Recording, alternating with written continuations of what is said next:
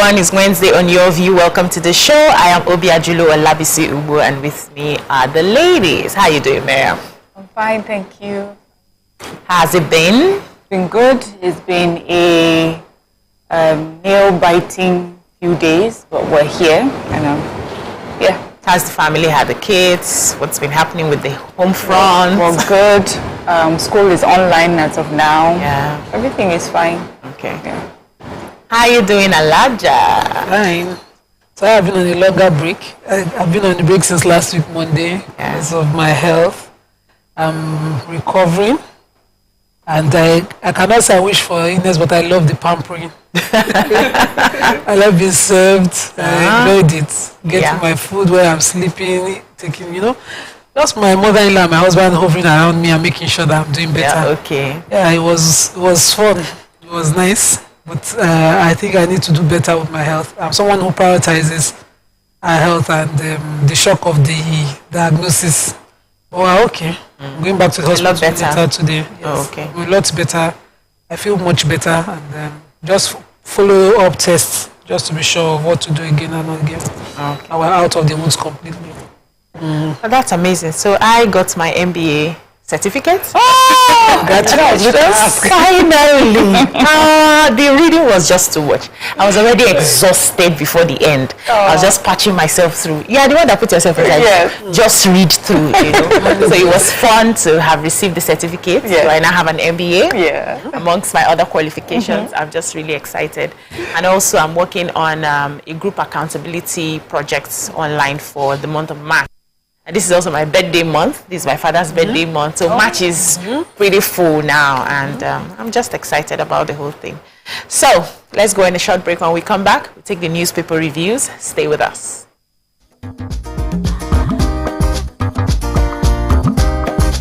Stay tuned. Your View will be right back.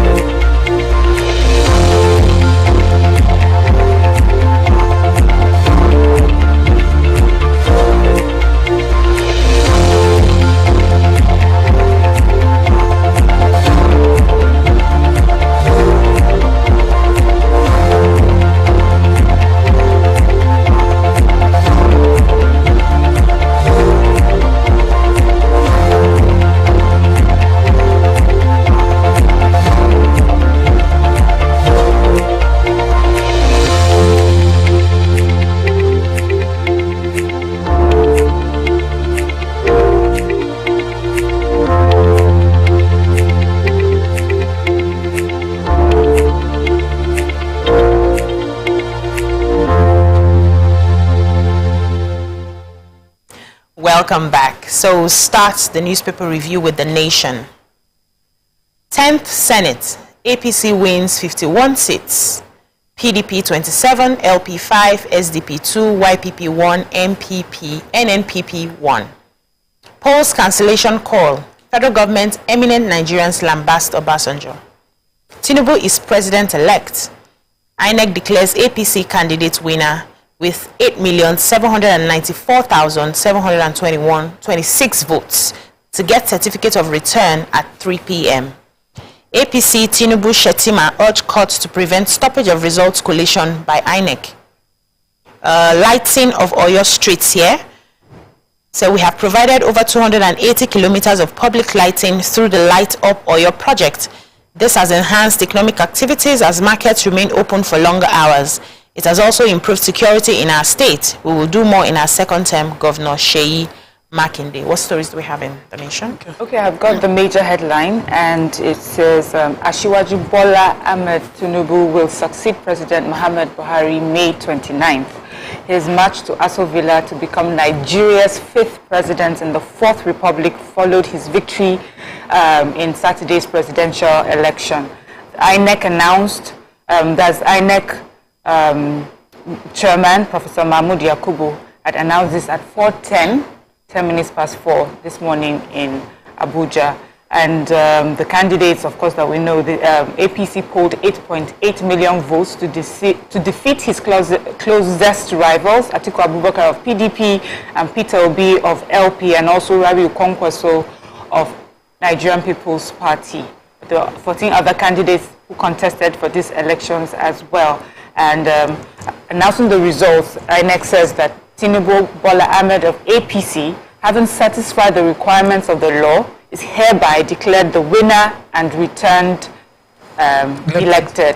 And so Tinubu and his Vice President-elect Kashim Shettima would get their certificates of return today at 3 p.m. Okay, I have the story on the National Assembly. So out of the 109 seats at the National Assembly, now INEC has declared 92 of those seats, elected, or, those are the seats that, they have released their results on. And out of the 92, APC has 51 seats. And I must use the opportunity to congratulate my friend, my sister and mentor, Senator-elect Adebule, the former Deputy Governor of Lagos, who is also representing my constituency now in Lagos West. She's elected also. And the numbers continue to spread, with PDP having 27 seats and the Labour Party having 5 seats. I'm happy to find out that the SDP has 2 seats as well. SDP is one party that you should study its manifesto very well. They have good plans as well.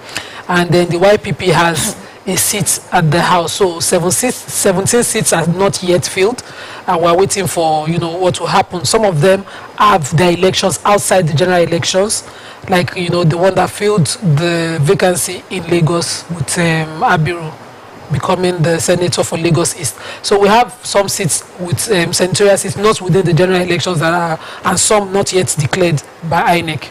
We're waiting to see. Yeah, so we still have the issue of cash scarcity. Said over 3 days after the presidential and national assembly elections, and we know the reason for the cash crunch because of the new Naira design and the new policy for withdrawals. So he said many of the banks in Victoria Island, Lagos, Matori and Obanikoro, there was no cash payments across the counter, and there were a lot of long queues. So many branches are still not even open for business. The few that are open, they close their branches early. The banks used to close at 3 to 4 p.m. business days, but now they close about 12 to 1 p.m. and they are still rationing cash to customers. So from 10,000 to 20,000, people have to keep going back to get money. Sometimes the ATM just disburses just 5,000 naira. So let's move on now to the Punch. Polls. Fuel hits 300 litre as marketers halt loading. 76% of CBN anchor borrowers yet to repay loans. Oprah as candidates reject National Assembly poll results. Obasanjo partisan trying to truncate democracy by federal government. Tinubu in clear lead. APC candidates file suit to stop INEC, others from halting collation. INEC insists election credible, tells parties to seek legal redress. West African Elders Forum, Jonathan, former presidents, others visit Tinubu. Okay, what stories do we have in the Punch? Okay. The Punch carried the story of the former president Olusegun Obasanjo, who had, in a letter written, which he also read out in a broadcast, calling on the president and INEC to stop the process of collation of results as at yesterday. And he, in that broadcast, had said that they should prevent what he called an election injustice, electoral injustice. Unknown to him, personal opinion now, INEC is a body created by law. Asking him to do something outside what the law enables him to do, asking the INEC chairman to extend his powers from a former president seems funny. But then, this of course had opened him up to criticism even from the PCC, the presidential campaign committee of the APC, and several other ex-leaders like himself, where people, all of them have called him out for what he did, saying that, it was anti-democratic what he was asking for. Also, he had in the past shown himself to be partisan because he has an endorsed candidate in these elections, unlike all other ex-leaders who choose to be neutral and unbiased in the face of things, and going further to ask that a system of democracy be truncated is something that, amazed a lot of them. And so they called him out on this particular report. You can refer to the Punch for details. Now, what story do you have, Amira? I've got IMF has disclosed that only 24% of loans disbursed under the Anchor Borrowers Program of CBN have been repaid. The IMF selected issues paper on Nigeria shows that agricultural credit in the country has not significantly boosted production, even though there is the challenge of targeting the right recipients for the credit. And also, they say the weak effect of agricultural credit on production growth could be associated with difficulties in targeting these recipients. And they also noted that the form of repayments have been very low, especially while CBN is allowing farmers to pay in kind or cash. And they said part of the problem is that incentive structure for repayment is weak. The recipient loans are not always well targeted, and occasionally the funding is used for other purchases like new agricultural input trading companies, illicit trading rents. And we have the National Secretary, Afan Yunus Ayabwa, said, our members have benefited from the program, but most people who benefited from ABP are not Nigerian farmers. I must confess that to you. That is why today, all the complaints that they are having about the repayment of the loans. It's always good to get feedback like this to see. It's really at 24%. Especially, I didn't even know that you could pay either in cash or in kind. Yes. So it's sad also is the fact that we could not do this based on data.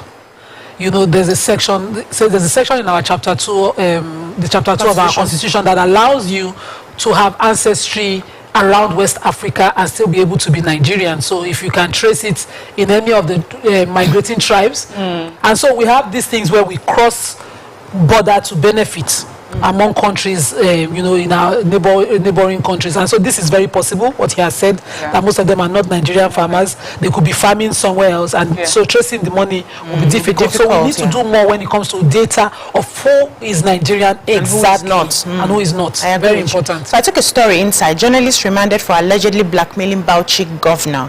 So the Chief Magistrate Court 3 sitting in Bauchi State, presided over by Ahmed Musa on Tuesday, remanded the publisher of Times, an online media outfit based in the state, Haruna Mohammed, for allegedly inciting disturbance of public peace to blackmail the state governor, Bala Mohammed.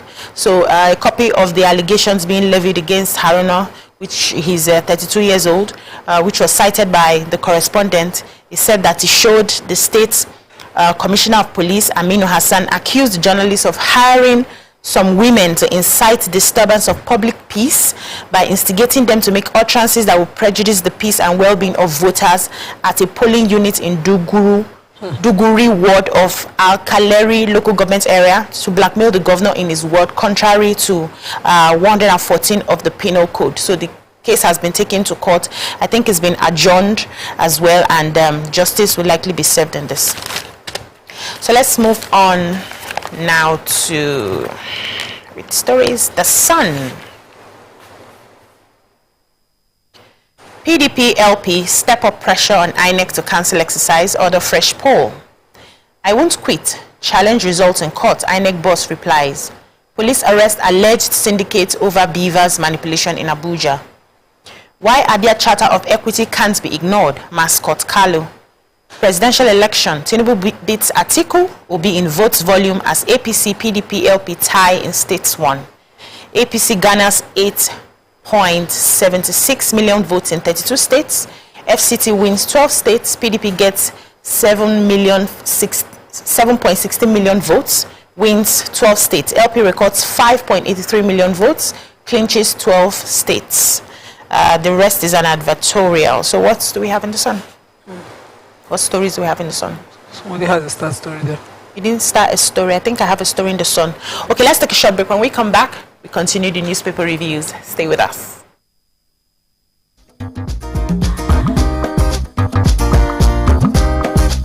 Stay tuned. Your View will be right back. Ladies and gentlemen, make welcome Pioneer Positive Force member, dancing queen of the 80s, non-conformist, Afrobeat historian in her right, and long-standing member of the multiple award-winning all-female show Your View, Omoyeni Yeni Anikulapo Kuti, aka YK Power. ginger. Take it. Ah, Today we'll go here. Hey, I didn't read you. Are you sure? Ha. I know. I'm not here to answer questions. I'm here to drink. We're in trouble today. Wait till your age. I was close now. Eh? I said 1975. He said 73. He said 75. I confirm. Fellas wasn't even born in 75. So will I drink half? You go drink. Take. Make I help you. Russian. Not be half. I try. Which half? You will make me drink. I'll give you a hint. Lights in no.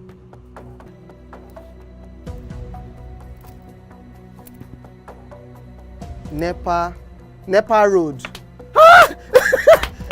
Nepa Road in Abeokuta. First of all, my brain cannot memorize everything. A big black bug. A big black dog. Bug. A big black bug. Oh, sorry. A big. It don't start. Ọmọ ọmọ fẹlá. Ọmọ Aníkúlá Pókùtì. Wọ́n rò pé kí ni kékeré yìí. It's by Audison. It's not by Audison.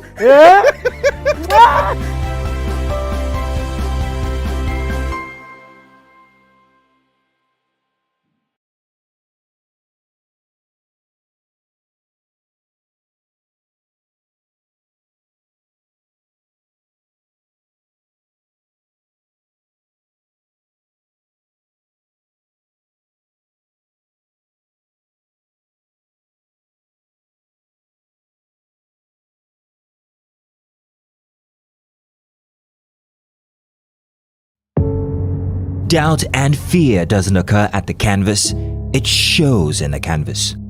It shows the conation of raw earthen material slabbed, stroked and molded at a pace provided by the doubt and fear.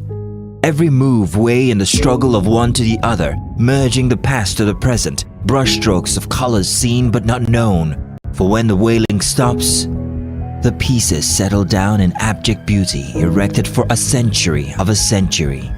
Speaking, advocating, protesting as the arts are meant to be.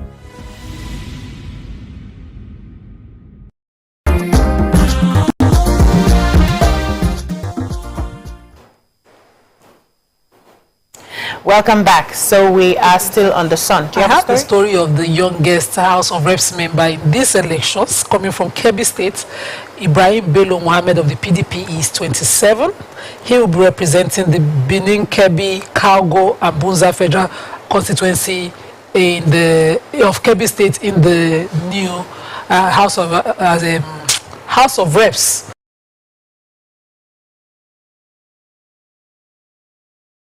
In the new assembly that is coming up, and this is amazing because we young people we've been shouting not too young to run forever, and now we have young people coming up. I'm going to be selecting more young people in the house and young people vying and winning offices going forward.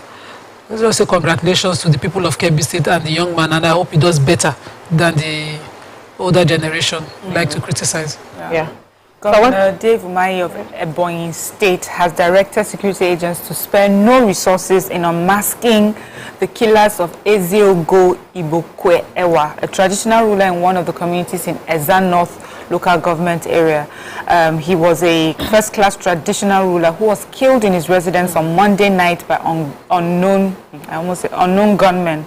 The governor said that he's saddened by the news that he first heard of it when the son of the traditional ruler called him from his hideout to explain to him what had happened to them, and he immediately sent the police and army to the compound and also to help rescue them. And so there are stories about back and forth whether it had to do with his political leanings, and the governor has said that he's making sure that this does not go uninvestigated. He's asking the police to do everything to make sure that those who are behind this killing are brought forward. Yeah, so there's a story I missed in the Punch. Let me quickly take it. Oil marketers yesterday said many depots have stopped loading premium motor spirits, popularly called petrol, due to the apprehension caused by the collation of results of the general elections across the country. They said filling stations operated by major marketers and the Nigerian National Petroleum Company Limited were selling petrol between 194 naira per litre and 200 naira per litre. They said other outlets operated by independent marketers dispensed the product between 250 to 340 per litre. And this was despite the insistence of the federal government that there was no approval for an increase in pump price of petrol. And also, government had demanded that the fuel be dispensed above the approved rates. But government has not approved any rates above what they had said initially. So the people are just saying that a lot of the filling stations may not be open to selling because some people do not want to sell below what they are going to be benefiting from. So they said NNPCL retail stations are believed to be selling PMS at the approved price. Many of them sell the commodity at 194 or 195. So if you are looking for fuel, you could find those ones around you to patronize them. They said most of the depots have stopped loading fuel because of they are not sure of what's going to be happening. So let's move to the Nigerian Tribune. Opposition parties demand election cancellation, fresh polls. Okowa, Dati insist collated results illegal. Say electoral umpire preparing grounds for illegitimate government. Jonathan Mahama, other West African leaders sue for calm. Wants INEC to address procedural concerns, comply with electoral law, meet with Atiku, Obi, Kwakwanso, Tinubu in peace move. Tinubu is president-elect. INEC declares him winner at 4:10 a.m. to receive certificate of return by 3 p.m. today. Supporters flood his Abuja house. APC candidate garners 8 million votes, victorious in 12 states. Atiku gets 6.9 million votes, wins 12 states. Obi gets 6.1 million votes, tops in 11 states plus FCT. Kwakwanso wins 1 state. What stories do we have in the Nigerian Tribune? Yes, I have former Nigerian President Goodluck Jonathan and ex-Ghanaian President John Mahama and other members of the West African Elders Forum, YF, election mission to Nigeria have appealed for calm in the country. They also charged INEC to address the concerns and procedural questions raised so far by different stakeholders. The elders have also implored INEC to comply with the electoral law and the Constitution of the Federal Republic of Nigeria as a means of retaining the confidence of Nigerians in the ongoing collation of February 25th presidential election. They have also said that they have begun a process of consultations with some of the presidential candidates and other key stakeholders, and they are taking to them the message of peace in order to prevent breakdown of law and order in the country.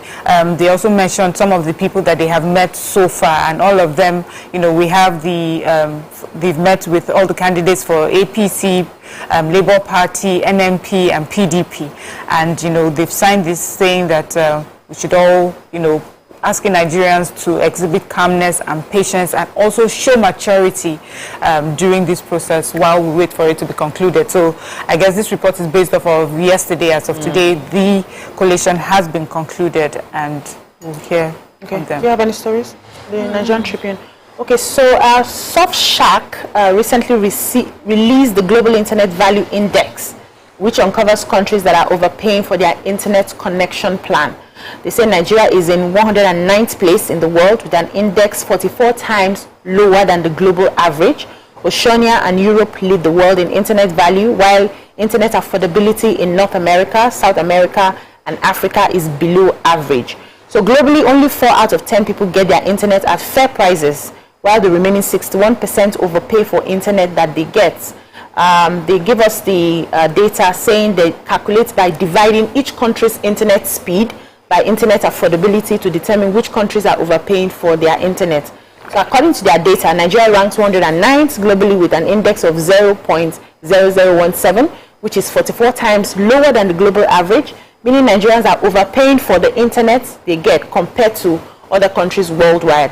I think Ghana is also overpaying, just data of the countries that are actually overpaying for their data, and we need to do more to reduce some of these prices.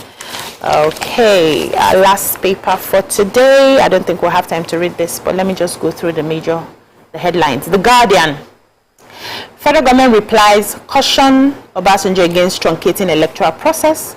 Trist wants REC redeployed ahead of Guba legislative polls. Ikpeazu loses Senate bid to Abaribe in Abia South as INEC reverses self. Concerns as energy crisis spikes haulage caused by 71%. Amid protests, INEC declares Tinubu winner, and the rest is advertorial. All right, I think that's all we can take on the newspaper reviews. When we come back, we move on to our hot topic. Stay with us.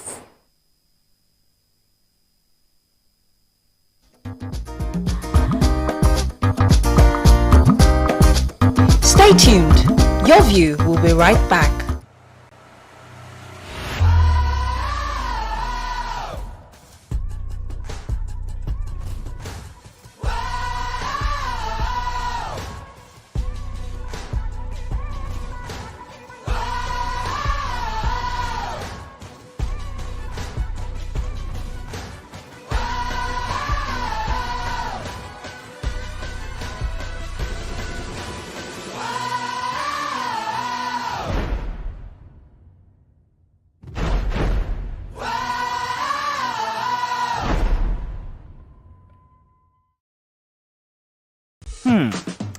So, have you ever wondered what happens behind the curtains of a man's mind?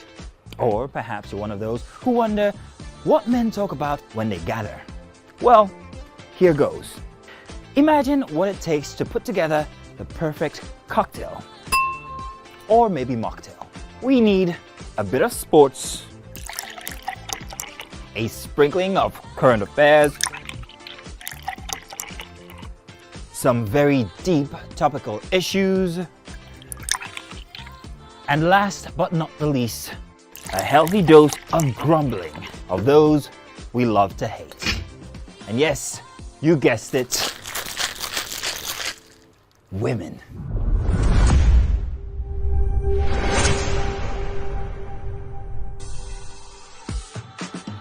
So, if you catch the drift, then you're onto something. We will provide you with the right insights into most of your curiosities, right here within this beautiful cocktail we call the Black Table.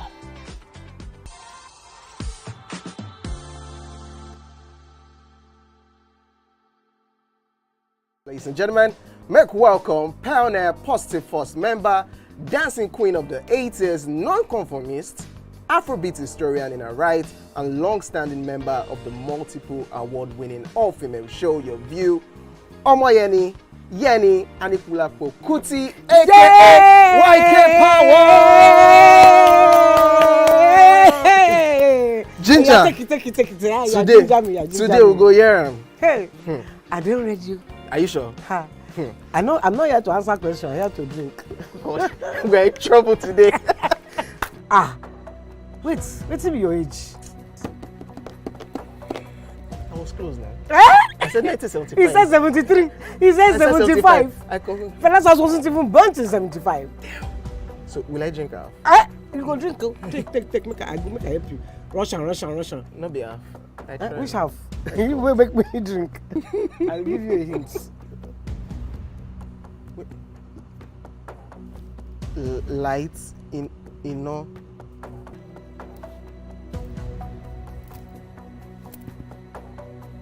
Nepa Road. Nepa Road in Abeokuta. First of all, my brain cannot memorize everything. A big black bug. A big black dog. Bug. A big black bug. Oh, sorry. A big. It don't start. Omo ọmọ fẹlá.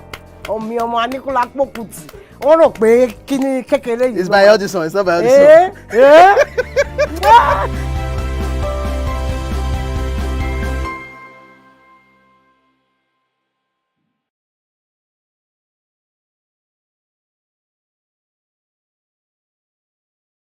It's not just where, but who wouldn't you want to work with? Yes, that's on that angle. So Ife had a very, very interesting. You wouldn't want to work with who? There's no judgment. No, and I They'll respect, judge you I definitely, respect but we won't this judge certain you. type of people. But what I dislike so much is when they tend to come to work and then they pour all their Resentment from on who? you. Is it me that offended you? I'm not the one. I have no business. My mom just come and work with you, pay me at the end of the month, and let me go back to my house in peace and sleep. But when it comes to like divorced people, I cannot work with a divorcee. I can't see myself doing that. If I find out, if you can hide it, but if I find out, when they are nice divorcees, I would just. What if they are nice? Okay, now it depends. If you are nice, cool. But if you are the type that you don't know how to keep your anger to yourself, you always pour it on somebody. Well, I'll just drop my resignation letter, no matter the amount you're paying me. So it's more passive aggressive people. Yeah, I can't do it. I'm so sorry. Oh, definitely. And I cannot work with stingy people. See this one. Because you cannot be passing me in the morning, afternoon. I can say, oh, hi, I'm working. Oh, yeah, take 100 naira, take 10K, take 15K. You don't have to be my sugar daddy or sugar mommy. See, the way you treat others is the way they will treat you outside. And if you cannot treat your workers well, they are not a good boss. If you cannot be dashing me small thing or giving me donuts when I'm working, you are not a good boss.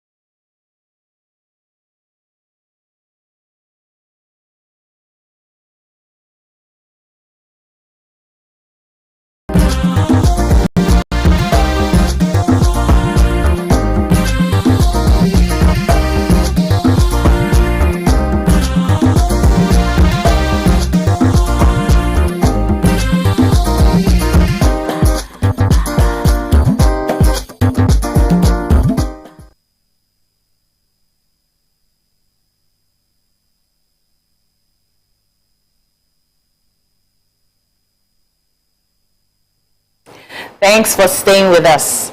So the Independent National Electoral Commission, INEC, has declared Asiwaju Bola Tinubu of All Progressive Congress, APC, President-elect. Professor Mahmood Yakubu, chairman of the commission, pronounced Tinubu President-elect at exactly 4:10 a.m. on Wednesday. That's early this morning.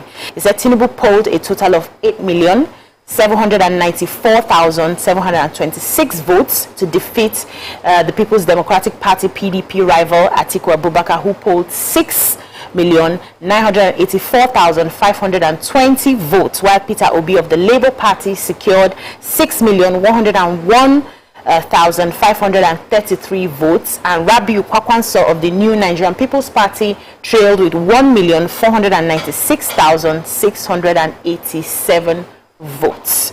So this was the news that we woke up to this morning. So ladies, I'm going to come to you on this. A lot of people have been anticipating since the elections, but before I come to the ladies, let's watch these clips.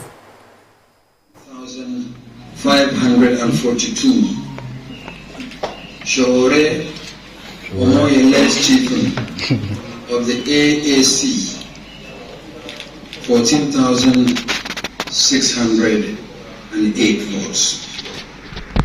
Sani Yabagi Yusuf of the ADP, 43,924.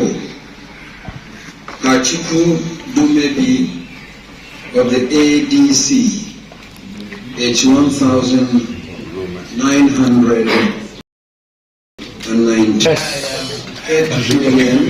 8,794,726. In your life.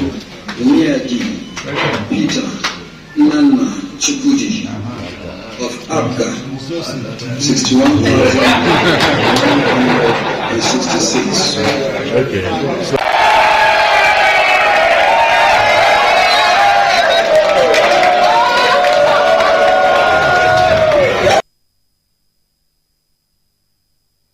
So before the ladies, do not forget to join the conversation and call us on 08127053687, 09139076948. I would love to hear your thoughts about this announcement. Ladies and gentlemen, what's up? Keenly contested elections, and let me quickly say congratulations once again to the president-elect Asiwaju Bola Ahmed Tinubu. And we saw the elections bring us surprises. Surprises from everywhere. Even the APC chairperson couldn't deliver his own word. That's how surprising these elections were across board. We saw sitting governors losing their senatorial bid. Governor Yadi of Cross River could not deliver his own constituency.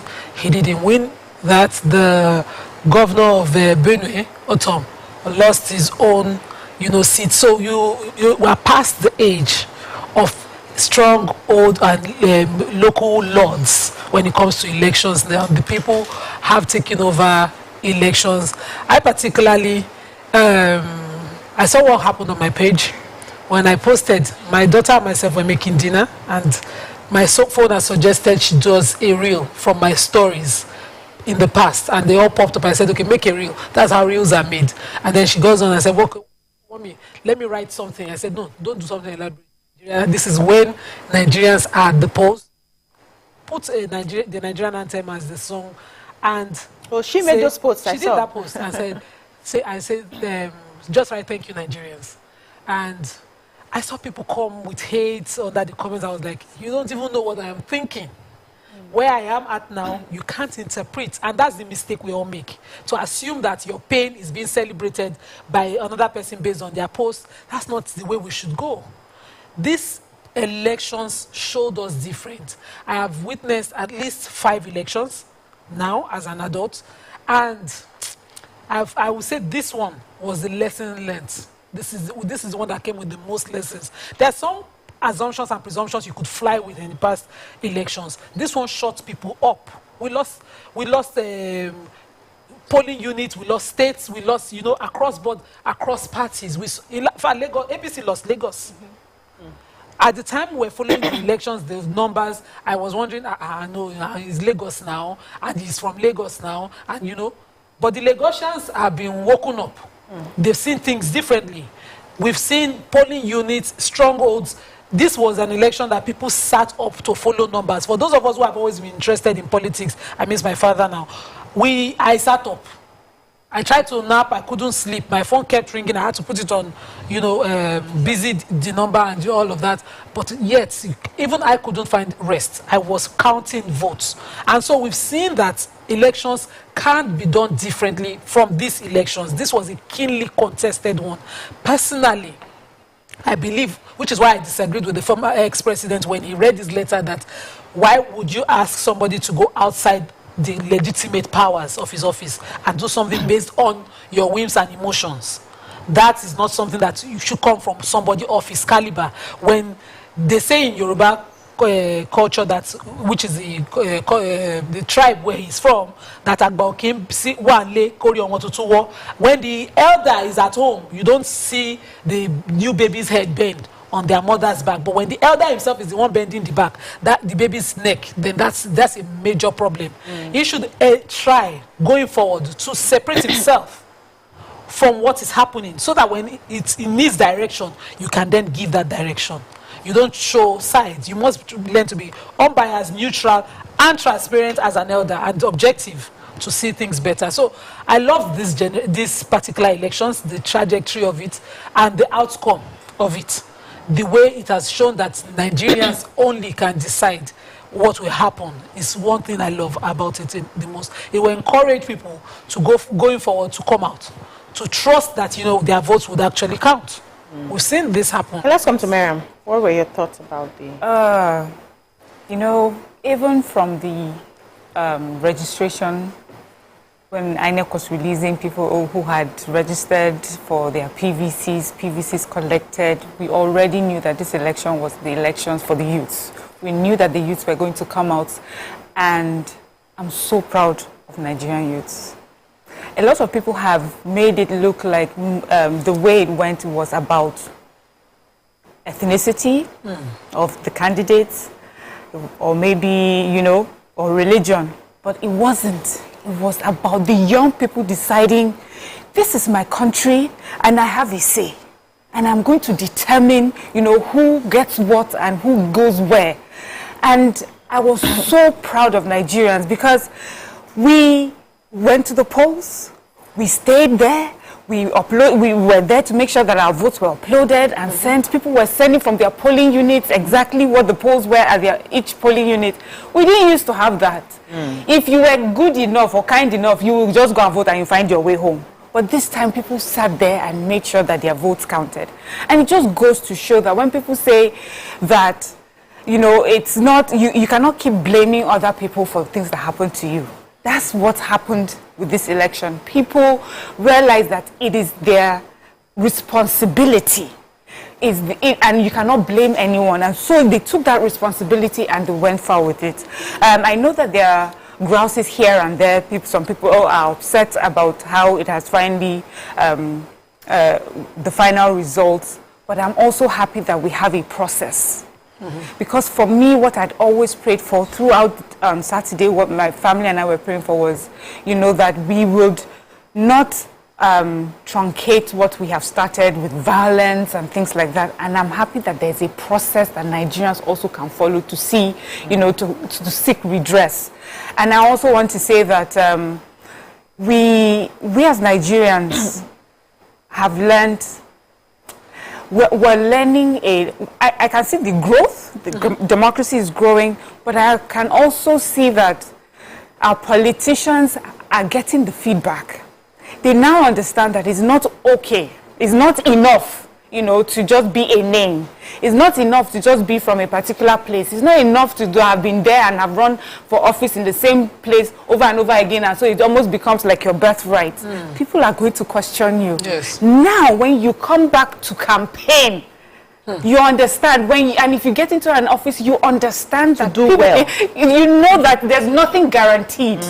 You will come, you will explain to them what you want to do, how you've done it so far. And if they're upset with you, you know, so I am excited because we now have a much more informed electorate. I mean, things have changed, and that's what I'm excited about. I also love the fact of that, okay, at my polling unit, I was assaulted. I voted at Ojo Ward 10, and we were just standing and having a conversation because I was feeling very sick. I had gone in the morning, confirmed that I was at that polling unit still, and then I went back to nap. I came back in the afternoon because electoral materials came in around 11 a.m. And so I went back, I slept, and I came back around some few minutes to 2 in the afternoon to cast my vote. By the time I came back, for some reason, one man thought it was okay to assault me. He insisted I moved out of the line for him, and I said, please don't push me. I'm recovering. I'm just managing to stand. Because we had to stay on the queue. There were no exceptions, but he then decided to brush me off the line. Wow. And I didn't even know where power came from, but as he bent again, I beat him back. I pushed him right back. You remember your bender? I pushed him right back, and at the moment that happened, I saw people stand up for me, and people, you know, cautioned him vehemently. He continued to shout, I continued to insult him, and people were like, no, why would you, you know? At the polling unit, people speaking his own language, you know, cautioned him. They warned him sternly, and I loved the fact that you didn't used to be. You had to carry your own battle. But, you know, Nigerians were not in the mood. They were not going to allow one bad egg disrupt a peaceful election. It was largely peaceful. There were no fights after that because immediately I voted, I left. I didn't sit to count my vote because of my health. But they made sure there were no fracas, nothing happening. And please don't allow that. People were like, why would you do that? And they cautioned him, and they gave me room to move forward. So, you know, as a madam, okay, we didn't know, you can stay here. And immediately I was noticed, and I was allowed to vote. And I love that, you know, we enforced that. I was looking up to the police officer to see if we could do something initially, and I just thought, help yourself first. But, you know, Nigerians ensured that at that polling unit, there was peace. That we did not have an issue of a fight. Because the moment both of us started, if he had done something further, it would have escalated. They immediately called him out for the embarrassment that he was, and were able to vote. And so Nigerians have taken charge That's the good part of all of this. We are voting, unlike before. We are also ensuring that our votes count. People slept over days, videos showing people sleeping for days, waiting for the uploading of the results and all of that, and people counting votes along. So you could see at the collation centers within states, in Lagos particularly, the Labour Party woman had results from her polling units that she was comparing with the results, and which ensured that, you know, the final results gave victory to her party. She did a good job. That particular woman should be recognized. She did a good job, but she relied on figures from polling units. So there's one thing I would like to clear, that people think when they say upload results, it was electoral officers typing it. No, results from each polling unit is captured in documents, not typed in. So it's not like you're typing a court party and you do a mistake and give it to Action Congress. No, you're capturing exactly as it is entered by pen. And so she could rely on that. No mistakes could be allowed to pass. So we had a process where you could say the best was done, even though you cannot say it was perfect, but you had something that you could, you know, rely on, except you don't understand elections and electoral practices. All right, let's take a short break. When we come back, we take phone calls and messages. Stay with us.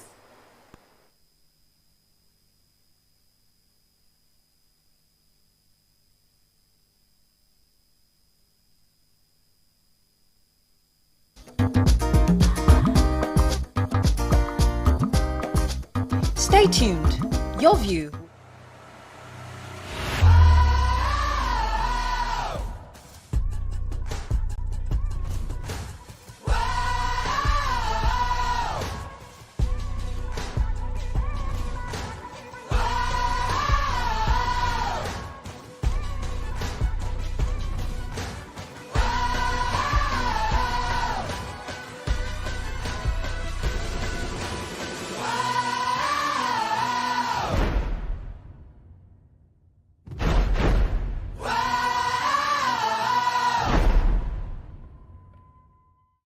Ask questions if I want to ask questions, and if it's something that I saw coming, I may not even ask questions.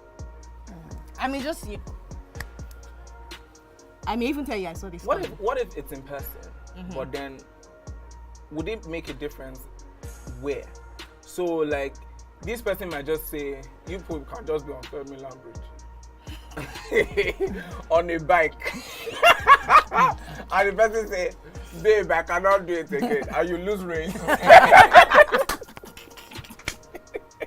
So what would change? What would change the scenario? Like, does it matter where? Do you want to have like a fancy dinner, like the film you were meant to be like Fanny or do you want to be on the street? No, carry me go fancy dinner. Or you might just una dey run for treadmill. Or you not a job. Don't tell you lose for your web. Now I don't turn attempted murder. So which would it be? Because I'm like, in person you have the closure that you want and the few injuries. Guys, that's one place. It could be inside the car. You can sit down inside the car. Why car? Why not bike? Who will be driving? Why bike? Who will be driving at this point? The car will point? be stationary. Pray I'm not the one driving. The car will be stationary. Because I'll go master. You can't be telling me like me. I'm going to drive near water where you must consider.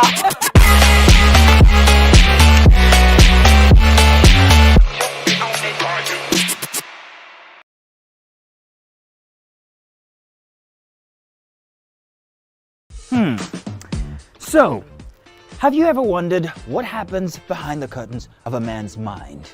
Or perhaps you're one of those who wonder what men talk about when they gather. Well, here goes. Imagine what it takes to put together the perfect cocktail. Or maybe mocktail. We need a bit of sports, a sprinkling of current affairs, some very deep topical issues, and last but not the least, a healthy dose of grumbling of those we love to hate. And yes, you guessed it, women.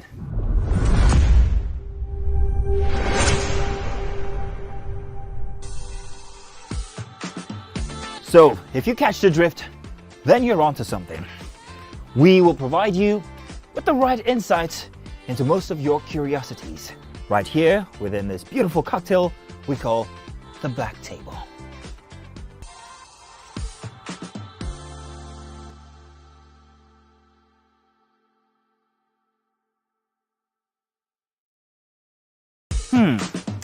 So, have you ever wondered what happens behind the curtains of a man's mind? Or perhaps you're one of those who wonder what men talk about when they gather. Well, here goes. Imagine what it takes to put together the perfect cocktail. Or maybe mocktail. We need a bit of sports, a sprinkling of current affairs, some very deep topical issues,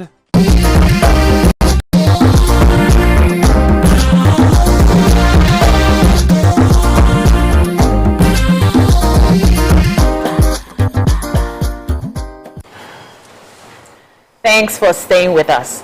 Joining us on the show is the custodian of the Yoruba culture and the Oni of Ife, Oba Adeyeye Enitan Ogunwusi, the Ojaja II, Imperial Majesty, and he will be speaking on the assessment of the conduct of the last Saturday's presidential election and the National Assembly polls across the country. Welcome, His Imperial Majesty, sir. Thank you very much. How are you doing today, sir? Well, very happy that it's going well in Nigeria. Okay. Because you don't have anywhere to go to. All right. So at about past 4 a.m. this morning, the APC presidential candidate was declared the winner. That's Asiwaju Bola Ahmed Tinubu of the 2023 presidential elections. How do you react, sir? What was your first reaction? Well, my reaction, basically, because I followed it through, a very humbling result, a very, very humbling result. And what do I mean? The people that did not vote for him, I mean the electorate, were actually more than the people that voted for APC and Asiwaju Bola Ahmed Tinubu. That's true. And yet he became the president of their country. A very humbling result.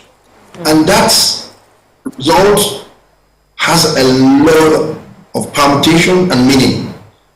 It takes the deep to understand how can you go into a competition and the people that voted against you combined together were more than the people that voted you to become the president of the country. So that's a very humbling result. It takes someone very peculiar, someone that has some very strong forces of nature that conspired in his favor to get into that height. And that is the president-elect Asiwaju Bola Ahmed Tinubu, a very peculiar child of destiny, specially created by God Almighty. So for me, it's a very humbling result. Very, very humbling. Kabiesi, I am aware that during his campaign he went far and wide, and he also was at Osun State and visited the palace at some point. Now, you know, you've mentioned that he's a person of destiny. Your personal view of him, meeting him one-on-one, how would you describe his personality as an adult? Well, again, if I go on and on about Asiwaju Bola Ahmed Tinubu, we will take the whole day to talk about him. A lot of people hate him, love him. God actually has created him. And he has been very consistent, I repeat, very consistent in his beliefs as a political icon, his virtues. He's someone that doesn't jump around. He has a brand and he sticks to his brand from inception, a progressive by excellence, very generous, and he puts his interest first in anything he does. And the kind of person God created him to be is what is paying off now. I say to people that he's someone that has never lost election. He goes at the right He gets into it. He's very strategic in his thinking, in his thoughts and words, and he goes for it. A lot of people don't know that he has actually supported a lot of presidential aspirants. He supported all the way MK Abiola. He supported all the way Nuhu Ribadu. He supported all the way His Excellency Atiku Abubakar himself. He supported all the way our current president Muhammadu Buhari. Then the time that is right for him to strike and go for the destiny call, he went for it and he came out very successful. Although a very troubled water, because the risk, I wouldn't even encourage any Nigerian to take it again. A very risky Muslim ticket. Because those actually we should, that's why I said it's a very, very pregnant, very deep selection process. Because this voting pattern has to do with religious and tribal pattern. Let's be very, very factual. And that was actually what happened across voting pattern. Christians voted en masse and they decided to waste their votes. They even said it, that yes, it's better for us to waste their vote if the country will not be sensitive enough to carry us along. But you know, God actually created him to be very liberal, very, very accommodating. He married a Christian, and God sees his heart, because God is very with us in this country. And whoever that says that we're too godly, it's a very, very, very complicated country to rule, a complicated country to govern, yet we are full of diversity. But this election really is a watershed for a corporate existence and the continuity of Nigeria. As a father now, my view of him now, he has said it. He really won my heart the more. And I'm very proud as a Yoruba man for him. All right, Kabiyesi. This is our... Let's go on a short break. When we come back, we'll continue this conversation. Stay with us.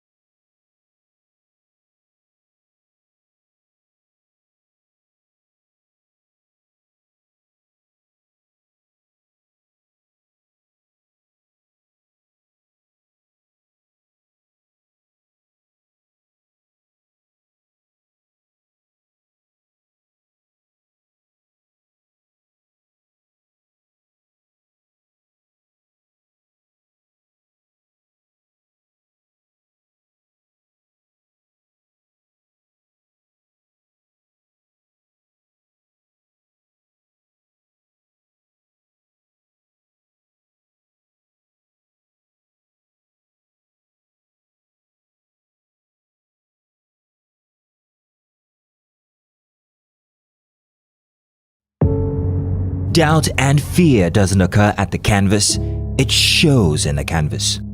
It shows the conation of raw earthen material slabbed, stroked and molded at a pace provided by the doubt and fear. Every move weigh in the struggle of one to the other, merging the past to the present, brushstrokes of colors seen but not known. For when the wailing stops, the pieces settle down in abject beauty erected for a century of a century. Speaking, advocating, protesting as the arts are meant to be.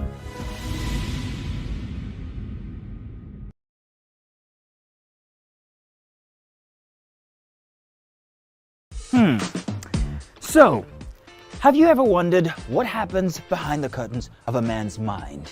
Or perhaps you're one of those who wonder what men talk about when they gather. Well, here goes. Imagine what it takes to put together the perfect cocktail. Or maybe mocktail. We need a bit of sports, a sprinkling of current affairs, some very deep topical issues, and last but not the least, a healthy dose of grumbling of those we love to hate. And yes, you guessed it, women.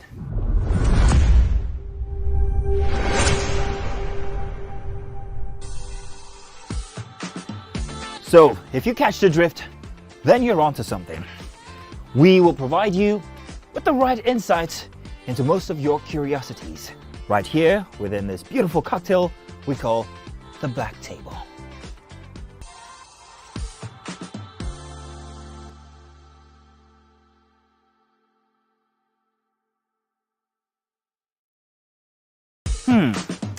So, have you ever wondered what happens behind the curtains of a man's mind?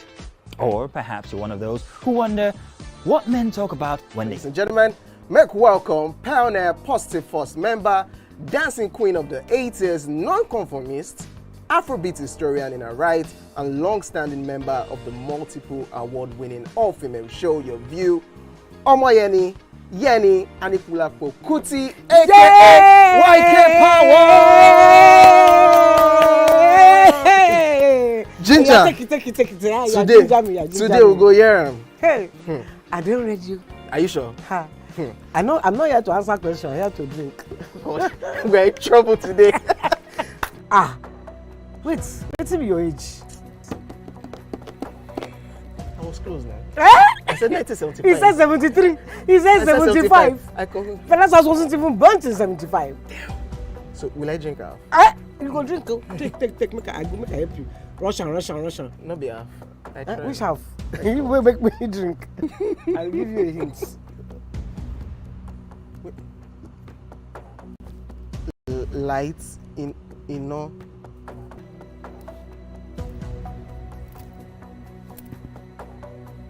Nepa Road. Nepa Road in Abeokuta. First of all, my brain cannot memorize everything. A big black bug. A big black dog. Bug. A big black bug.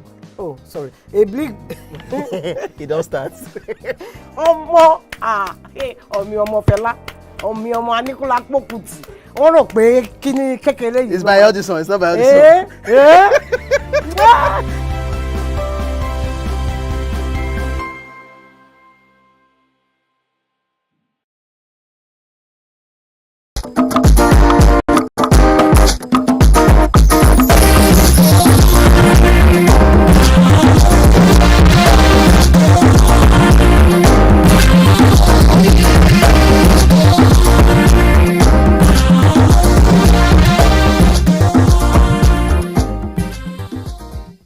Welcome back. We still have the Oni of Ife with us. Kabiesi, are you still there? Yes, I'm here. Okay, Miriam had a question. Yes, Kabiesi, just before the final collation and announcement by INEC, we had the former president, Olusegun Obasanjo, release a letter. I would like to know what your reaction is to the letter and the sentiments that he talked about. Well, President Obasanjo is an elder statesman, and that has actually passed now. INEC has announced too much tension then, just a few hours ago, but thank God Almighty that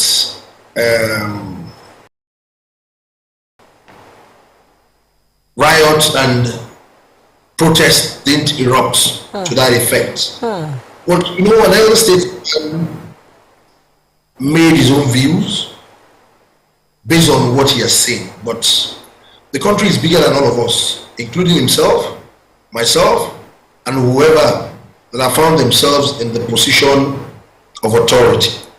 Nigeria will always resolve ourselves as a nation. So, thank God Almighty, the tension has actually doused. So for me, the letter we shouldn't place so much emphasis on it. We have so much to do. Nigerians have suffered enough, and I thank God Almighty for the emergence of Asiwaju Bola Ahmed Tinubu, Omoluabi par excellence. Like I said, I'm very proud that he's a Yoruba man, a Yoruba leader, because he said something during his speech. He said, "I am now your servant, I'm not your leader." And he played so much emphasis on the youth. So, like I said, it's a very humbling result. And for him, he has rendered himself. So, let us focus more and don't let us deliberate on the letter of President Olusegun Obasanjo. He has paid his own dues in this country as a soldier, a military man, and as a leader. We should give him his own credit. Okay. Irrespective of any flaws. Nobody's perfect in life. So it's another era now. Okay, like Asiwaju is now writing a legacy that will never be forgotten. So we should all join hands to support him in this legacy journey. Kabiesi, prior to elections, there was tension on the land, in the sense that certain policies from the present government force Nigerians to adjust to hardship, adjust one way or the other, which people thought was anti the ambition of Asiwaju. It had to be against his ambition, because if Nigerians were made to adjust a few weeks to elections, and in that kind of hardship which we are still going through right now, it would seem like the house was against itself. What would you advise Asiwaju to do going forward to earn the trust of Nigerians again, taking over, upon taking over of office? Well, Asiwaju as a strategic leader is very strategic in his thinking and his thoughts. A lot of people don't really know him, but if every Nigerian can get close to him, they will know the kind of capacity he has. He has so much capacity, and I believe so much in him, and he will resolve this thing. To me, if such a thing wouldn't have happened, I would have been worried that will he emerge the way he has emerged, because naturally he must emerge out of controversy. Controversy is actually part of his own strength. That gives him more courage, more advancement, and it gives him more room to think. All of us will say, out of every adversity, something great will come out. So these are adversities that will make him perform. These are adversities that has happened to Nigerians. Unfortunately, it's not a house that is divided against itself. It's just a platform for Asiwaju to show his capacity to perform. And we should give it to him. He surrounds himself with good people. And I pray this time around he will continue to surround himself with good people, because a lot of people that are around him, they are very expectant. And I don't want them to be selfish. I will appeal to everybody around him. I need to appeal to them that they should put the interest of Nigeria first before their interest. Because a lot of people, they will start to jostle for position here and there. Knowing him is very wise, very smart. He wants to make a legacy for himself. He has gotten the platform. And to the glory of God, I am very convinced he will make that legacy for himself. Because by virtue of being Arole Oduduwa, I've been very close to him. I've been close to the way he reasons. So thank God that he emerged.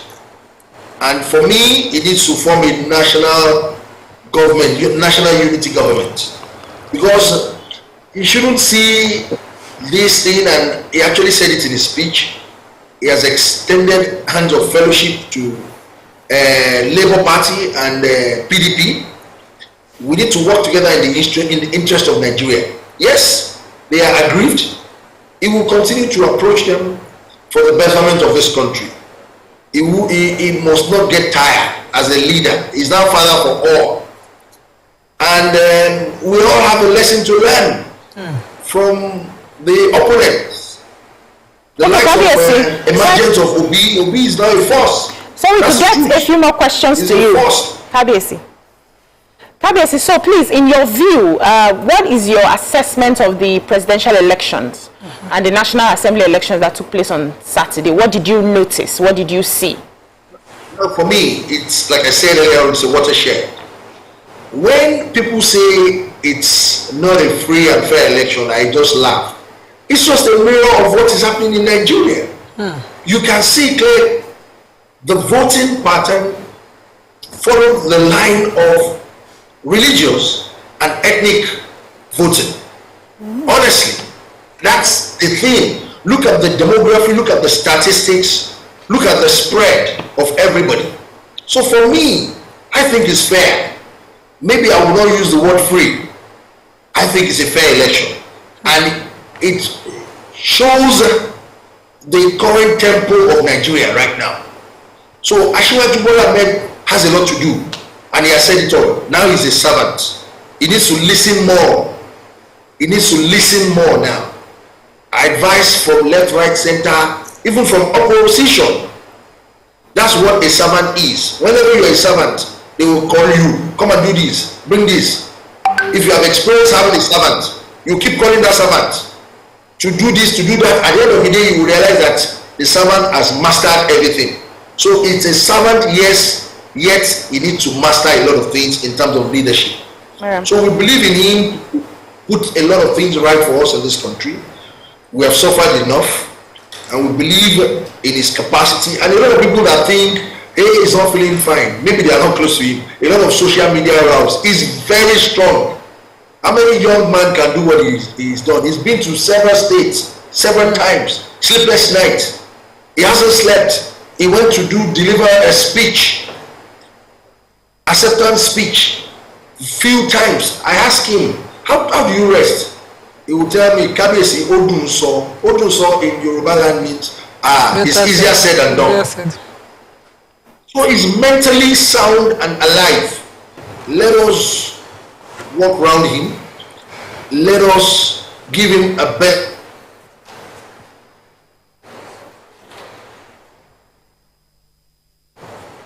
Hello, Kabiesi.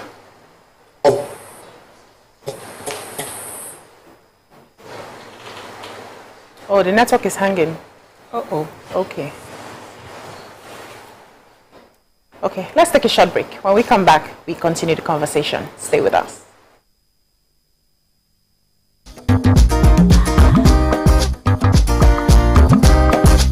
Stay tuned. Your View will be right back. Ladies and gentlemen, please help welcome to the show, La General, the one and only Pere Egbe. Which of the following is false about teeth?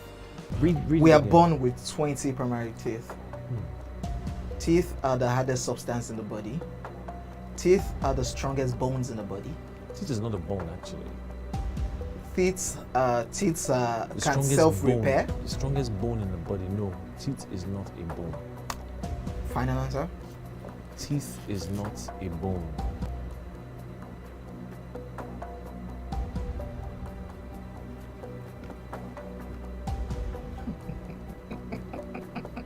You know what came to my head now? That sound. Crickets. So, editor, you can put that cricket sound there. You can still put it down too.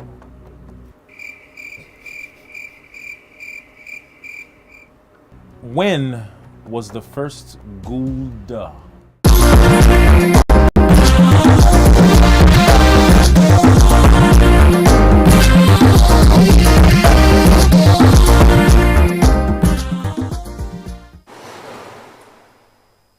Welcome back. We still have the Royal Majesty Oni of Ife with us. So Miriam had a question. Go ahead. Yes, so Kabiesi, after all said and done, here we are.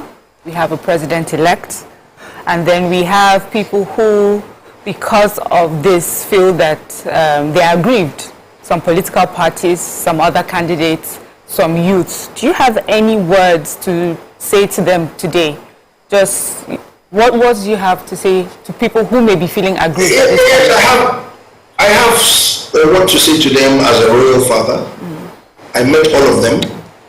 They all played very pivotal role as patriotic Nigerians and political platforms. The truth be told, we have to move on in Nigeria. Nigerians have suffered enough. Definitely they will go to court for redress, but in the interest of progress of this country, we should all join hands. And all of them did fantastically well. They did fantastically well, and we can see how the leader emerged. Like I said earlier on, a very humbling result. Very, very humbling result. So in the interest of Nigeria, it has been established now that our vote can actually count. It's now a theory of Labour Party and Obi. Peter Obi has proven to Nigeria and Nigerians as a whole, if you believe your vote cannot count, and I want to give that credit to President Muhammadu Buhari, it's a very solid legacy that he has left. Yes. A lot of people underrated Peter Obi as the underdog, but you know, he had a very good spread. He had a very good numbers of people that came out to vote for him. And within a short period of time, Nigerians, they warmed their hearts towards him. It's all about money.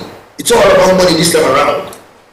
So we are getting there as a nation. Yes. It's a nascent democracy. So anybody that wants to join with those third forces or opposition now should get serious. It's now work of servants. Leadership in Nigeria is getting to stewardship role. You have to serve people. You are the one that said you want to be president, governor. Look, this time around, more than 6 governors lost their seat. Ashiwaju even lost Lagos. Lost Lagos. It's something that has never happened in the history of their country. That's his political base.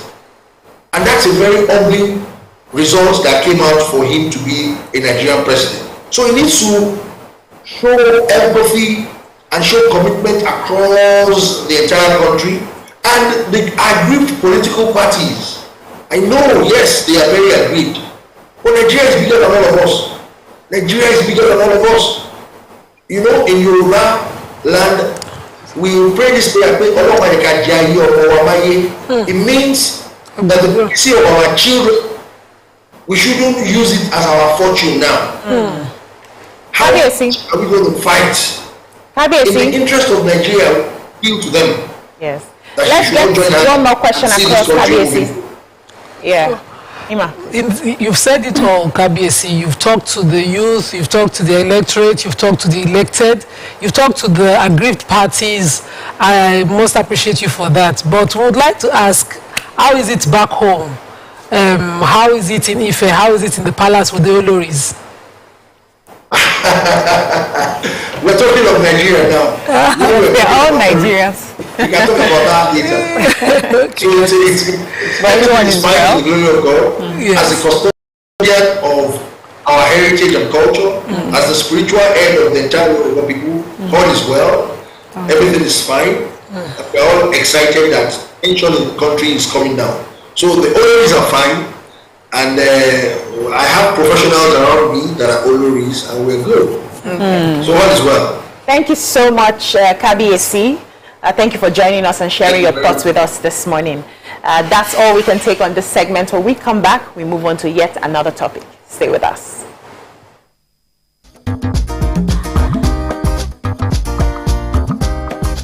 Stay tuned.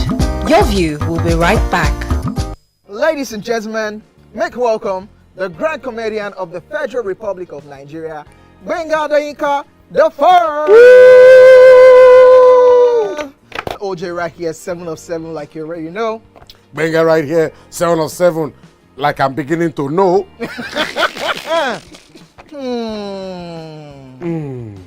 It's now time for the questions. You don't scare me one bit. Bata, I go drink. So. Okay. So now one chance for enter. My first question. Do you remember the names of the winners of that edition of StarQuest? Of course I do. Why do you? And I hate myself for this. Because I have this question for you. Final question. No. Where outside Nigeria and what year? Think you're the only one that can be wicked. I am thinking because I know back in the day. Don't think. Answer my question quick. You are thinking too much. I don't like it. The UK. Final answer. Okay. I said, God, please, let me to perform outside Nigeria. Wait. And God gave me a show in Ghana. Drink, my friend, drink. I don't overthink this thing. See where I can. Yes, you overthink them. I would say you should catwalk. Let's catwalk. Where are we? No, that's not catwalking. That's good talking.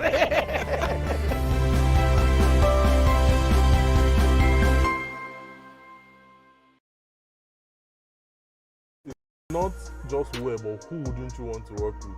Yes, that's on that angle. So like, if I had a very, very interesting... You wouldn't want to work with who? There's no judgment. No, and I respect, they'll judge you I definitely, respect but we this won't judge certain type of people. But what I dislike so much is when they tend to come to work and then they pour all their resentment on you. Is it me that offended you? I'm not the one. I have no business. Man, just come and work with you, pay me at the end of the month, and let me go back to my house in peace and sleep. But when it comes to like divorced people, I cannot work with a divorcee. I can't see myself doing that. If I find out, if you can hide it or not, but if I find out, when they are nice divorcees, I would just. What if they are nice? Okay, now it depends. If you are nice, cool. But if you are the type that you don't know how to keep your anger to yourself, you always pour it on somebody. Well, I'll just drop my resignation letter, no matter the amount you're paying me. So it's more passive-aggressive people. Yeah, I can't do it. I'm so sorry. Oh, definitely. And I cannot work with stingy people. See this one. Because you cannot be passing me in the morning, afternoon. I can say, oh, hi, yeah, I'm working. Oh, yeah, take 100 naira, take 10K, take 15K. You don't have to be my sugar daddy or sugar mommy. See, the way you treat others is the way they will treat you outside. And if you cannot treat your workers well, they are not a good boss. If you cannot be dashing me small thing or giving me donuts when I'm working, you are not a good boss.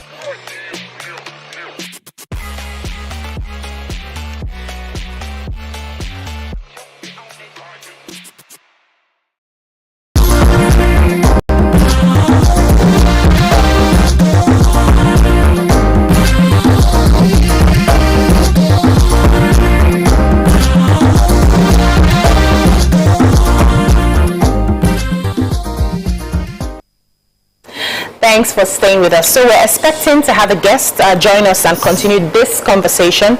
But in the interim, we'll be looking at the presidential-elect's acceptance speech.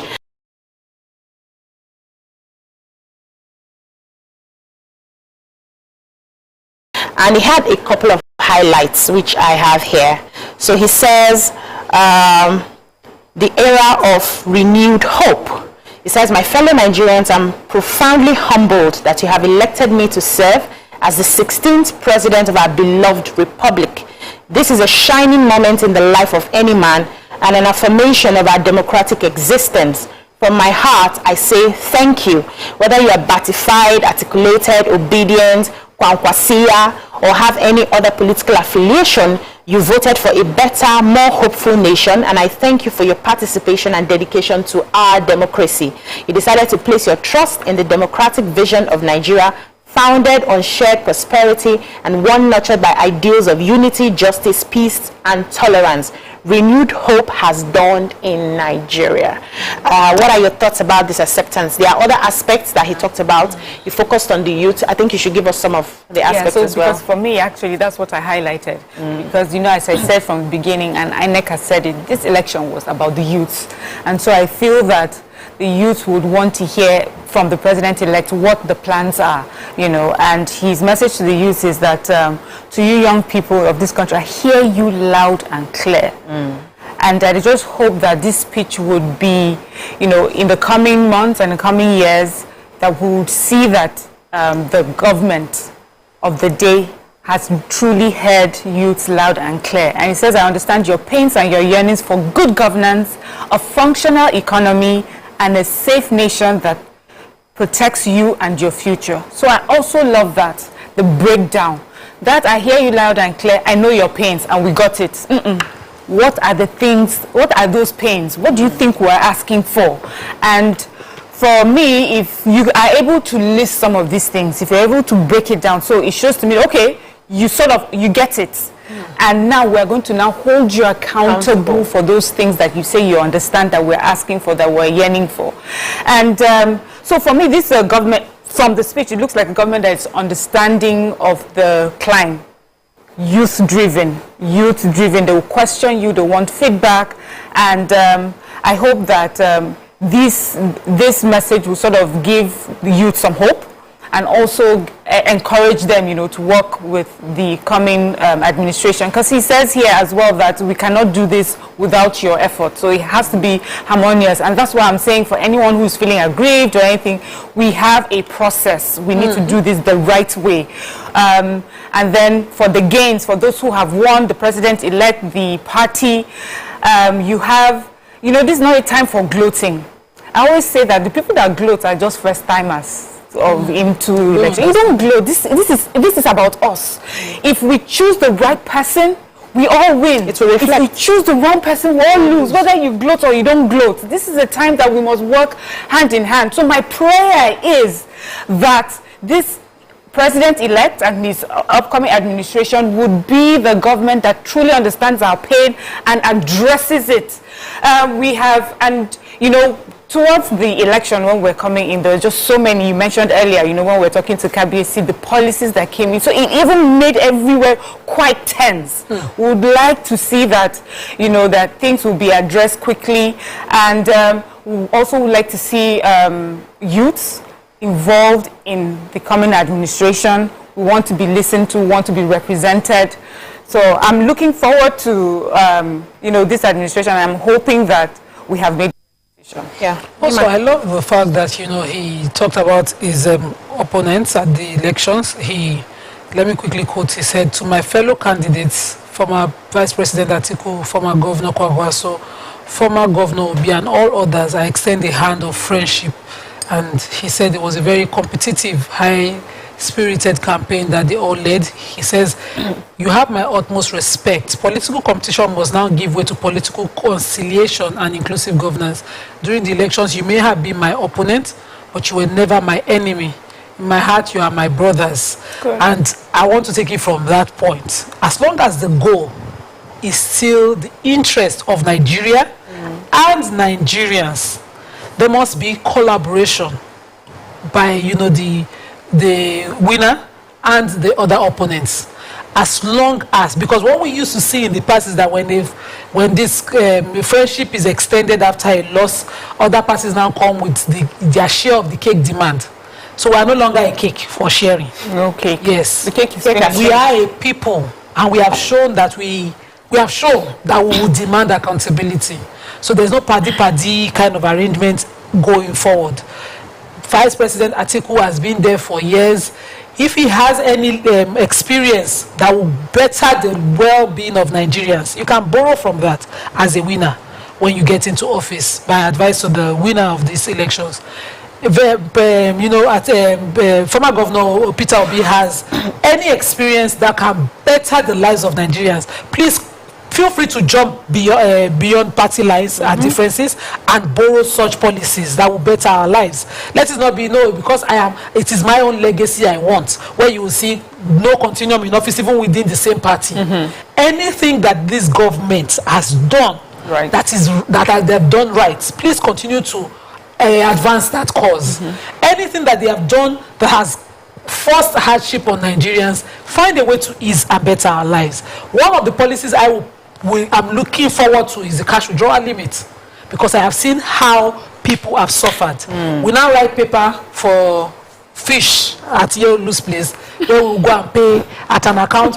They will take 6 hours to confirm, and she still has transactions reversing. And the poor woman is not as educated, so all she thinks is that everybody is out to defraud. Imagine how us having to say, no, that's not the intention. Banking, internet, she doesn't know these terms.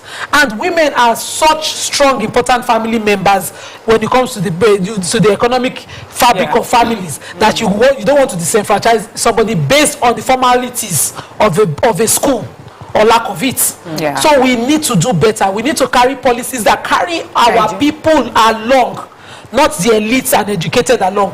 Our people as a people must be able to live dignifying lives in their own birth countries, and not live abroad. One of the other things is use, grow and consume Nigeria. Let's see our leaders use, grow and consume our own. Don't live in Dubai and run for presidency in Nigeria and go back to Dubai. Okay, our guest is here. We have Malik Ado Ibrahim, presidential candidate of the Young Progressive Party, YPP. Hello, sir. YK's boyfriend. Are you there, sir? I don't know.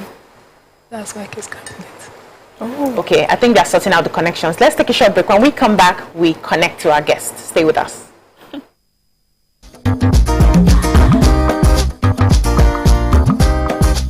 Stay tuned. Your View will be right back.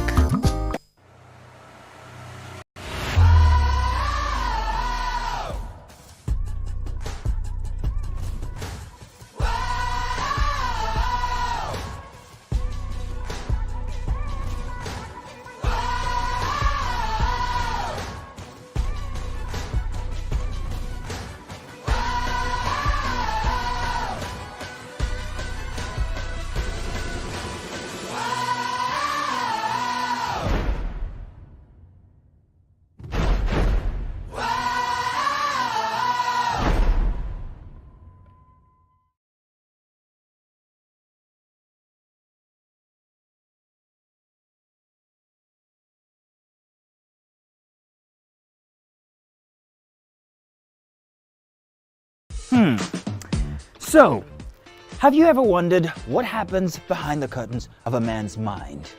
Or perhaps you're one of those who wonder what men talk about when they gather. Well, here goes. Imagine what it takes to put together the perfect cocktail. Or maybe mocktail. We need a bit of sports, a sprinkling of current affairs, some very deep topical issues, and last but not the least, a healthy dose of grumbling of those we love to hate. And yes, you guessed it, women.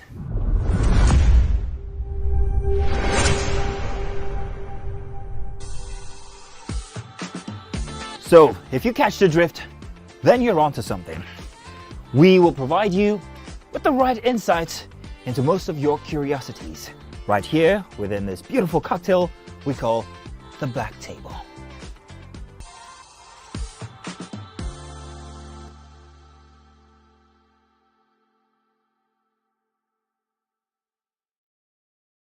And ask questions if I want to ask questions. And if it's something that I saw coming, I may not even ask questions. I may just... I may even tell you I saw this. What if it's in person?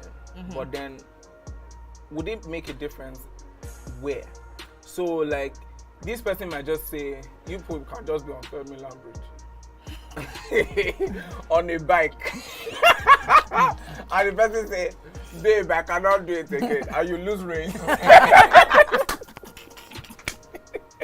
So what would change the scenario? Like, does it matter where? Do you want to have like a fancy dinner, like the film you were meant to be like Fanny or or do you want to be on the street? No, carry me go fancy dinner. Or you might just una dey run for treadmill. Or you na dey jog. You tell you lose for your web. Now I don't turn attempted murder.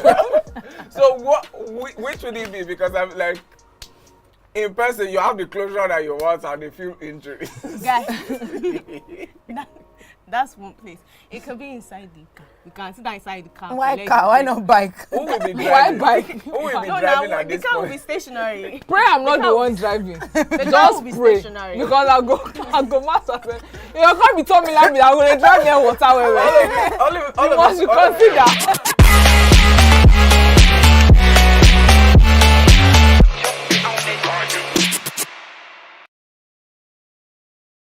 Ladies and gentlemen, please help welcome to the show, La General, the one and only Pere Egbe.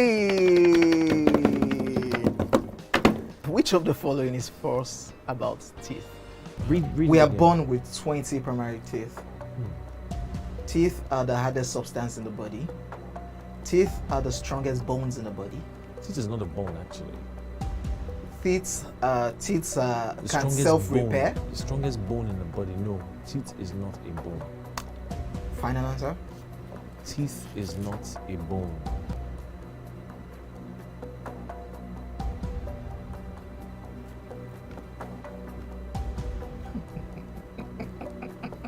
You know what came to my head now? That sound. Crickets. So, editor, you can put that cricket sound there. You can still put it down too.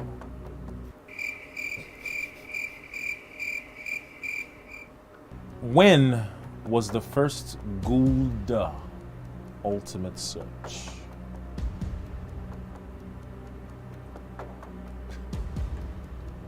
Editor? Don't put any cricket sound. I'm talking. Okay, Pere. How many times has Ghana qualified for the World Cup? 5 times. Hey, you can't do that now. That's what it is. Wait. Calm down. Why are you like this? This is your team. Small play now. They will not Somebody cannot play with you again. They will not be impressed though. The team that you're supporting. And Ghana will be alright. Yeah, that's last. Charlie? Cheers, Charlie.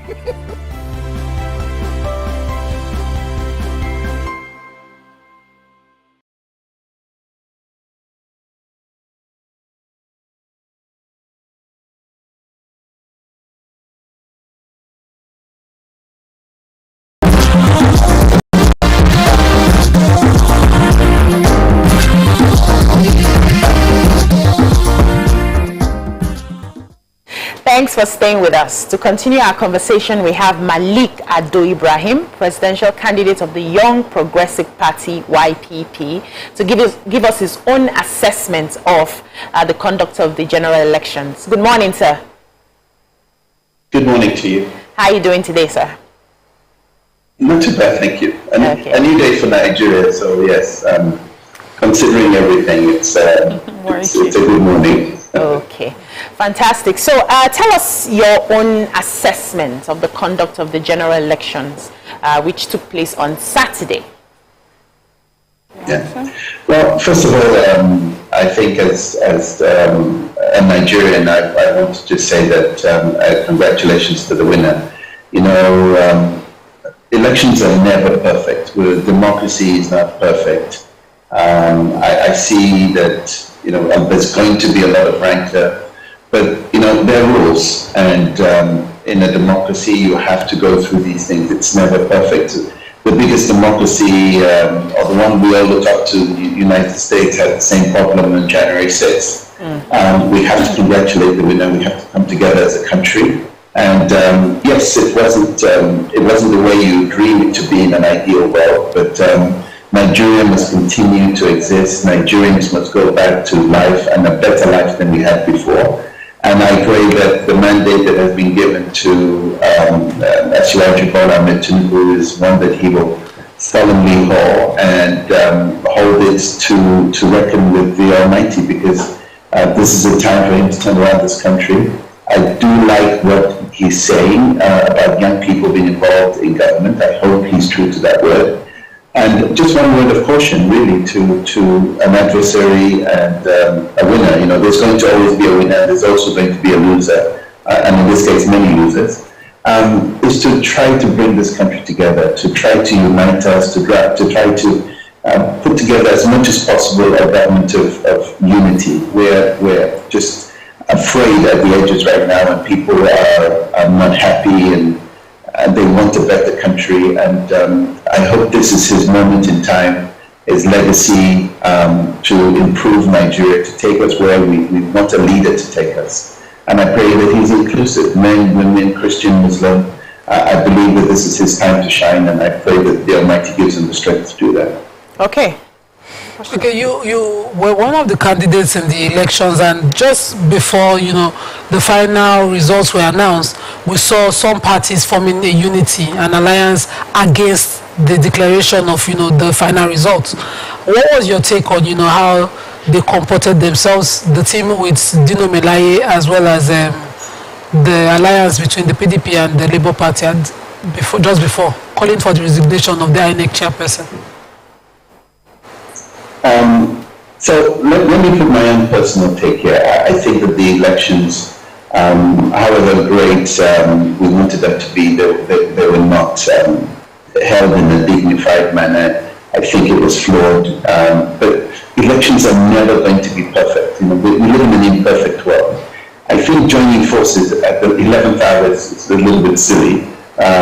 If there's no saints here, we're all sinners. And what we're trying to do is run a country, not an ego. So for me, you lose, you know, do the right thing. If you want to go to court, the Constitution is there, the Electoral Act is there. Follow the rules. Don't start new rules just because you lose. So losers are never a good thing. And alliance, look, we started this journey on our own. We've stayed on our own. We have ideals. We are young progressives. We have the ideals of the party. We did better than we did last time. We're certainly not sitting there thinking that, you know, we can win this thing. We want to move Nigeria forward with young people. And I believe that in the light of everything that has happened, it's a learning moment for everybody, PDP, LP, even YPP itself.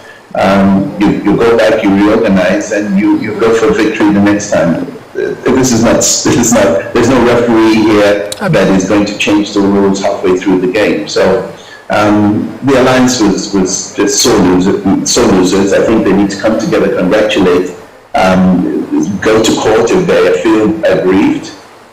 Personalities are now spoiling the game. You've got people insulting people and taking this into the mud. Nigeria is better than this, and we need to get out of this mud. And we need to work with the president-elect in finding the right kind of government that's going to take us out of this mess, and one that unites Nigeria. I'll always stick for my country, and I don't believe that this is about me. It's about the 200 million people that want a better tomorrow. And I just pray that Asiwaju Bola Tinubu is going to, you know, just do the right thing right now. So there's a moment to make history. I pray that he does so and he brings the country together. Okay. Yeah, so your opinion is very gracious. I mean, not many opposition, especially very soon after an announcement, you know, come across that way. So my question would be, what do you think would be the role of political parties like yours, you know, when the new administration comes into power? What is the role you play as opposition? Because we complain a lot that we have these parties, we don't see them, we see you only every 4 years when the elections come. What are you supposed to be doing between now and the next election? Well, you know, the unfortunate part of Nigerian politics is winner takes all. It takes all the oxygen out of the room, you know, you have to kind of reconfigure yourself. There's not much you can do between now and the election, the next election time. if you have ideals, and like we do, we're going to work on those ideals and build a different, a stronger YPP going forward. You can only be in opposition verbally. You cannot change the rules. The House of Assembly is there. I think some things have to change, though. I think we need to look at being a direct opposition to government, to talk to government directly. It needs to be inclusive, and where they step out of line, we're there to help them get back in line. I hope egos will not come and be bruised this time. We've seen a lot of things go wrong. I hope that the negativity or the critique of Mr. Tinubu going forward, he will take it positively and alter the style of government at the federal level. This is not about dominating, this is about being inclusive. He's reached the epitome of political office. He needs to bring people together, not separate. Our job as a different political party is to build. We're not here to go into government or to throw the country into disrepute. We're there to build a better country, and an opposition should do that with dignity.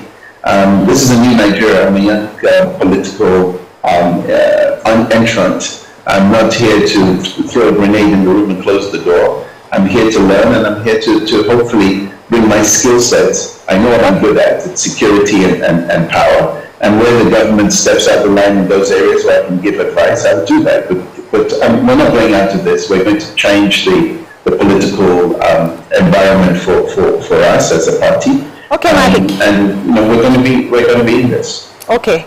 So I believe the reason for assessment is to understand what worked and what could have worked better. So in your opinion, do you think INEC delivered on its promise, and what could they have done better? Please, this is not my party's view, this is my view.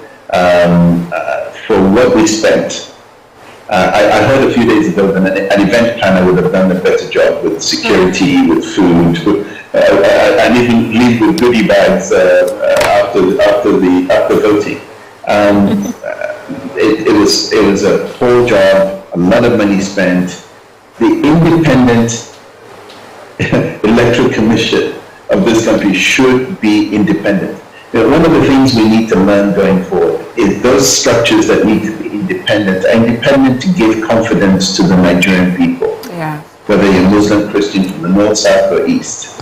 The CBN failed us completely. It's an independent structure. It overstepped its boundaries, and I hope that we will correct that. INEC did not do the right thing. Upload, we had 4 years to figure this thing out. We didn't even have satellite connectivity, which you could buy for the moment and deliver these votes in the right way without all this. I mean, sorry, it's nothing about the win. It's about the process, and the process is completely has to be restructured. It has to be independent. But when the leader picks the independent electoral body and the personality there, it's hardly going to be independent. So we as a country need to think of a better way. And we cannot control the electoral strings and the purse strings of this country from the villa. We have to look at other ways to do this so that we can give confidence to Nigerians that we are being heard and we're not being played with. Please, here's my plea in all this to all political parties. If you want a third rail, reduce the numbers of political parties. Those votes were all bifurcated, and we weren't able to come together. If you want a different kind of government, put different people in there, because we're more the same. Cross-partying, it has demolished the political atmosphere in the country. Yeah. We're not bringing in new blood. And I think that the independence of our electoral body has to be something that shines through. We need to bring security back. We need to fix power. We need to get our educational process in order. We need to figure out what healthy Nigerians must be like. These are the things to fix now. Fighting, arguing, those are things for the court. But we must remain Nigerians through all this. And I just plead with all my political adversaries or those that were in this race that there's a time to fight and there's a time to admit defeat. you're not going to change the rules now. It's impossible. So I congratulate Bola Tinubu and the APC. I just pray that they do not gloat, they do not have punitive measures, that they realize that they've got continuity, and that hopefully they will continue the good things. They will revisit the bad things that have happened, and we've seen them. We can all attest to those things, and bring new energy, new life, new life into Nigeria by not taking the people as usual. Too many insults, too many negative things that were done this time. And I think that if we take the Mandela mindset, let's face it, the man was a terrorist, was caught and became a folk hero. And he lives in everybody's mind as the example of a freedom fighter. In today's world, he'd be a terrorist. Let's understand that if you are victimized, if people have come after you in the wrong way, you've lived a lot longer than you're going to live. Make a difference in Nigeria today. Bring along the next generation of leadership so that they feel that this country also belongs to them. Bring women back into the fold. Let them see what can be done. You have a wife that's been a senator. Let her be a role model to others. Although she shouldn't be in the villa as a housewife, she should be in Nigeria as a role model, and to encourage women to come into politics. They're just as important. As I've always said, they're 50% of the population, and they gave birth to the other 50%. So Mr. Malik, 50% representative. A final question for you before we go. I believe the young people. Just a final question, yes. A final question before we go. You ready? Okay. So I would like you to, advise young people, because we saw a 27-year-old become a federal reps member from Kebbi State in these elections. And you being from the Young People's Progressive Party, what would you advise young people going forward to look towards? Well, we saw what the Labour Party did, and congratulations to them for putting up a good fight. Young people can be heard and seen. The way to be politically involved, or the way to get a better country, is to be politically involved. Do not shy away from it. If you leave a void, the wrong people will come into politics. We don't want them learning from the mistakes of the elderly, let me put it that way. We need new blood. So if you want a better country, get involved in politics. Know where you want. Look for idealism and mentoring. Don't just think that politics is there to make money or to drive around with a siren vehicle. Have policies, have vision, and then make that vision count for your country. We have one Nigeria. I love this country, and I'm sure a lot of us do, but that flag, that name must stand for something, and this is the time to do it. We have a generational change coming. This generation that has just won will not be there the next time if we do the right thing. Young people can come and take this thing back at the ballot box. I hope that Mr. Tinubu will do the right thing and encourage young people to get involved in politics, and to show and lead by example by including them, whether it's in his party, from other parties. We need an inclusive Nigeria. So again, congratulations to APC and to Mr. Ahmed Bola Tinubu, the President-elect of the Federal Republic of Nigeria. Once sworn in, he is that president. I'm there is our president. We're there to show a better country and stop criticizing out there. Let's be critical and ask for a better country by putting their feet to fire at the House of Assembly, at the Senate, at the judiciary, and at home. We need a better country, and we can only do it ourselves. Nobody's going to come do it for us. Thank you so much, Mr. Malik, for being on the show this morning to share your thoughts with us. We really appreciate you. Thank you so much, ladies. That's all we can take on the show today. We'll come your way again tomorrow. Bye-bye now.